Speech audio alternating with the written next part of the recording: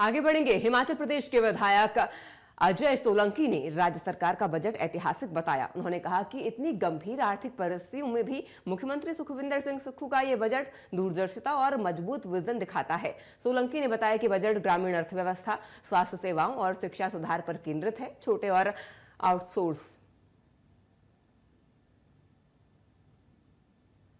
मुख्यमंत्री सुखविंदर सिंह सुक्खू ने अपना चौथा बजट पेश किया है, जबकि अगला बजट की बात करें तो अनुपूरक रहता है क्योंकि अगले वर्ष चुनाव भी है। वहीं मुख्यमंत्री सुखविंदर सिंह सुक्खू ने कहा कि इस बजट में हमने सभी वर्गों का विशेष रूप से ध्यान रखा गया। वहीं नेता प्रतिपक्ष जयराम ठाकुर ने कहा कि 29वां बजट में सुन रहा हूँ, कभी बजट घटा नहीं है, हर वर्ष बढ़ा है। फिलहाल विस्तार पूर्वक चर्चा करेंगे हम कांग्रेस विधायक अजय सोलंकी से। सबसे पहले सर आपका स्वागत है। धन्यवाद सर, लगातार जिस तरीके से हम देख रहे हैं विपक्ष हमलावर है, उनका कहना है कि जो ये बजट है केवल मात्र कागजी बजट है।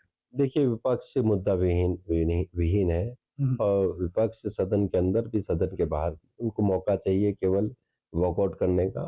मुद्दे से भटक कर बात करते हैं और नेता प्रतिपक्ष तो पता नहीं क्या हुआ, उनकी छवि ऐसी नहीं थी, लेकिन अभी कुछ समय से इतनी फ्रस्ट्रेशन है कि वो हर मुद्दे पे ही बिना तर्क के ही बात करते हैं। तो ये विपक्ष तो केवल अपना धर्म निभा रही है कि हमने हर चीज का विरोध करना है, जबकि इतनी विकट परिस्थितियों में ये बजट पेश किया गया है। मैं माननीय मुख्यमंत्री जी को सलाम करता हूँ, धन्यवाद करता हूँ। और हिमाचल प्रदेश में हर वर्ग के लिए जो है ये बजट बड़ा ऐतिहासिक है।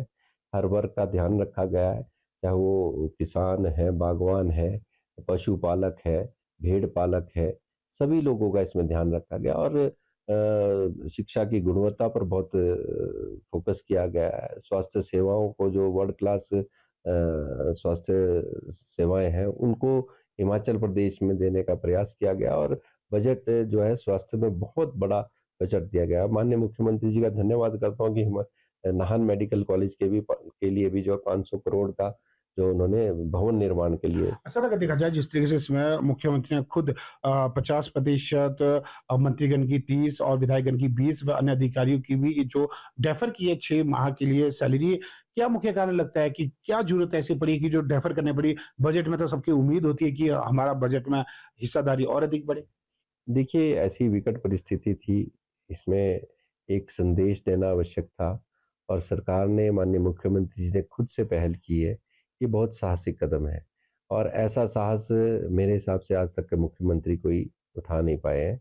और साहसिक कदम ये है कि मुख्यमंत्री, उप मुख्यमंत्री, मंत्रीगण, विधायकगण और जितने चीफ सेक्रेटरी से लेकर सभी अधिकारी, आईएएस, आईपीएस ऑफिसर्स और क्लास 1 और क्लास 2 गजेटेड ऑफिसर्स तक जो है ये जो सैलरी है इसको डेफर किया गया है। तो चाहे वो क्लास 1 और क्लास 2 का तो 3% है, एमएलएस का 20%, मंत्रीगण 30%, माननीय मुख्यमंत्री 50%, इसी तरह से आईएएस अधिकारी का भी है। तो ये वित्तीय अनुशासन के लिए बड़ा साहसिक कदम है और हमें ये संदेश देना जो पूरे प्रदेश की जनता को, क्योंकि ये लड़ाई जो है ये कोई राजनीतिक लड़ाई नहीं है, ये पूरे प्रदेश की लड़ाई है और इसमें इस लड़ाई को पूरे हर प्रदेश के हर नागरिक को लड़ना है और सरकार के साथ भागीदारी सुनिश्चित हर व्यक्ति की भी करनी है। और इसमें ऐसा नहीं है जो आम व्यक्ति है उस पर बोझ नहीं डाला गया है। आम आदमी की बात करेंगे तो फिलहाल कितने ऐसे वर्ग है जिसमें इस बजट में विशेष रूप से ध्यान रखा गया, जिनके मानदेय बढ़ाए गए? देखिए, मानदेय बढ़ाए गए हैं, चाहे आउटसोर्स कर्मचारी हैं, एनएचएम में जो ये स्टाफ नर्सेज निकली है, डाटा एंट्री ऑपरेटर आए हैं और मिनिमम वेजेस भी बढ़ाए हैं माननीय मुख्यमंत्री ने।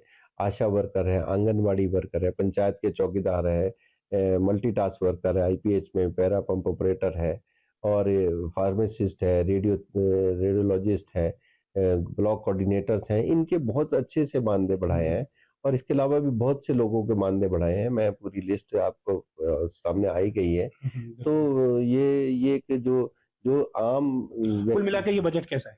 कुल मिलाकर बड़ा संतुलित बजट है और इससे निश्चित तौर पे जो है हिमाचल प्रदेश में जो ग्रामीण स्तर पर जो सुविधाएं बढ़ेगी। जी, बिल्कुल। ये थे विधायक अजय सोलंकी जी। इनका स्पष्ट रूप से कहना है कि इस बजट में सभी वर्गों का विशेष रूप से ध्यान रखा गया और खासकर ये संतुलित बजट है और ऐसी विकट परिस्थितियों में ये बजट पेश किया है जिस दौरान जो आरडीजी बंद हुई उसके बावजूद भी प्रत्येक वर्ग का ध्यान रखा गया है। कामेश्वर शर्मा की रिपोर्ट।